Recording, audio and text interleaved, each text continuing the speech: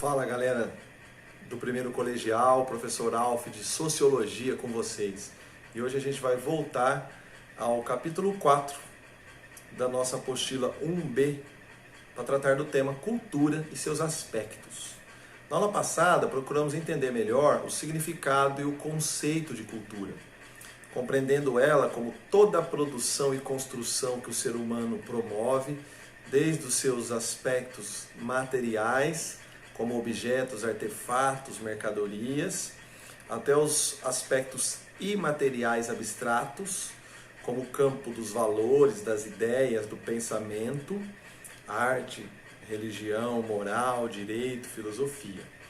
No fundo, a cultura também entendemos que é uma necessidade humana de representação do mundo a partir da nossa capacidade de pensar e criar, como um instinto de sobrevivência, como uma espécie de necessidade de luta que a natureza nos proveu através do desenvolvimento do nosso conhecimento. O conhecimento é entendido como uma aptidão que o homem desenvolveu como um instinto de sobrevivência. Assim como a aranha desenvolveu suas aptidões, outras espécies, a abelha desenvolveu suas aptidões, o ser humano como um primata desenvolvido a partir das condições evolutivas da seleção natural, desenvolveu o conhecimento como forma de projeção de si e de capacidade de sobrevivência e luta por meios através dos quais nós conseguimos triunfar na natureza, apesar de todas as nossas limitações. Entendemos que a cultura foi uma espécie de necessidade humana, portanto, em função de nosso equipamento físico bastante precário, nossa insuficiência física, e assim como espécie, nós desenvolvemos esse novo órgão também, que constitui nosso corpo, nossa matéria, que é a capacidade de pensar, refletir, a comunicação, a linguagem, a cooperação, assim como também a criatividade, o aspecto simbólico do nosso imaginário. Bom, a cultura, no entanto, ela se transforma na história, e ela se desenvolve de forma dinâmica através dos povos, das civilizações.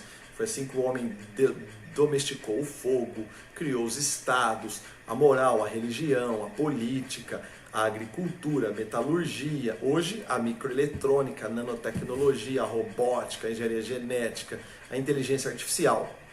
E vamos parando por aí, para não ficar aqui no campo dos imaginários aí futuros.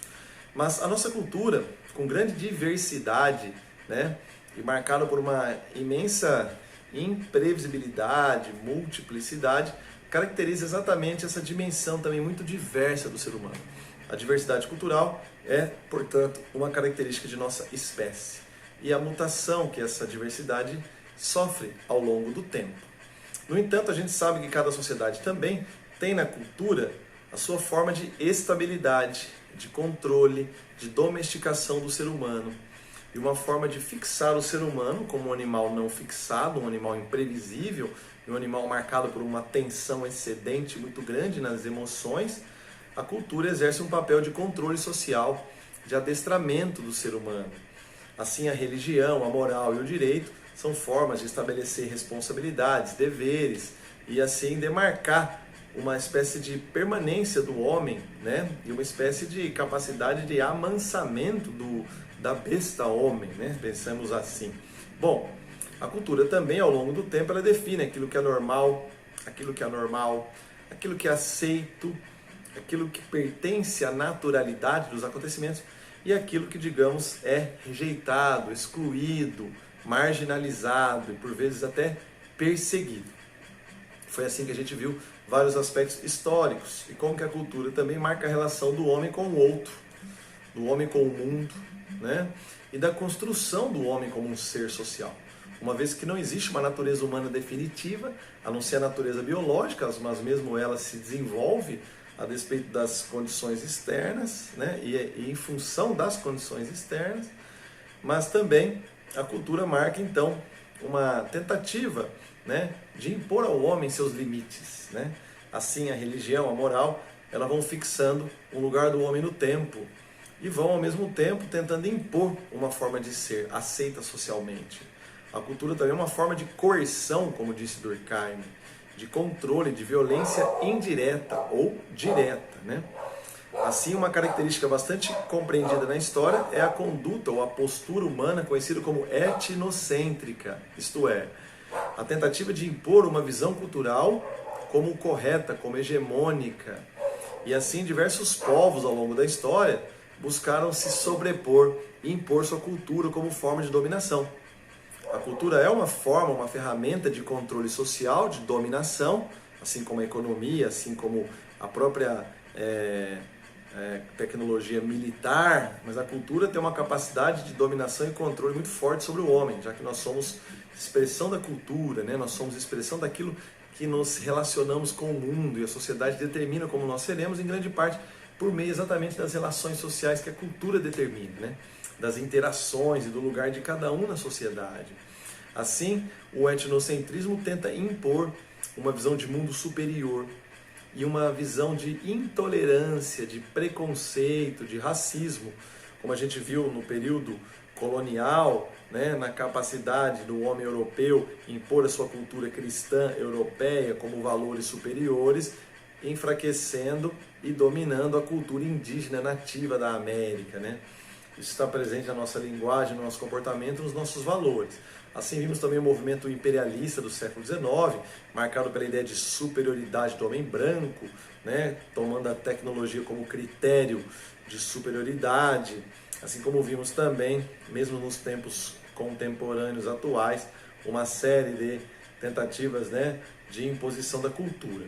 No século XX, nós vamos ver, com o avanço do capitalismo, do mercado, da propaganda, dos meios de comunicação de massa, principalmente rádio, TV, hoje a internet, além de jornais, revistas, né, o cinema, toda essa sociedade da imagem, do espetáculo, como chamou o filósofo Guy Debord, a sociedade do espetáculo, a chamada sociedade industrial, sociedade de consumo, sociedade de massa, ela é marcada pelo avanço da cultura do consumo e a tentativa de criar padrões normativos homogêneos para o ser humano, ou seja, os meios de comunicação usados como ferramenta de controle social criam formas de manipulação ideológica para criar um padrão de comportamento aceito e criado pelo mercado que passa a reproduzir o mesmo homem com os mesmos gostos ligados à cultura, à arte, e cria-se assim uma sociedade banalizada,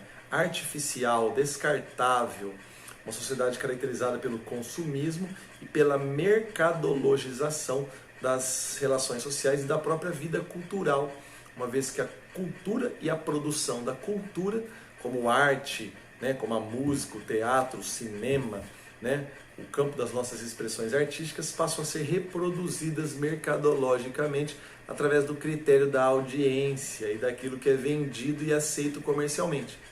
A escola de Frankfurt, filósofos como Theodor Adorno, Max Horkheimer, Herbert Marcuse, buscaram pensar e refletir essa sociedade de massa, essa sociedade do consumo, e denunciar seus aspectos artificiais da reprodução de um homem homogêneo e de uma cultura banalizada, né? Principalmente por esse aspecto que eu citei da mercadologização, né?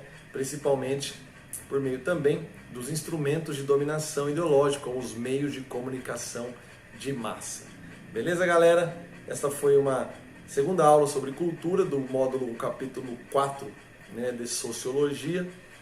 E a próxima aula a gente entra no capítulo 5 para tratar o tema da religião. Valeu? Um abraço para vocês. Estaremos juntos em breve. Tchau!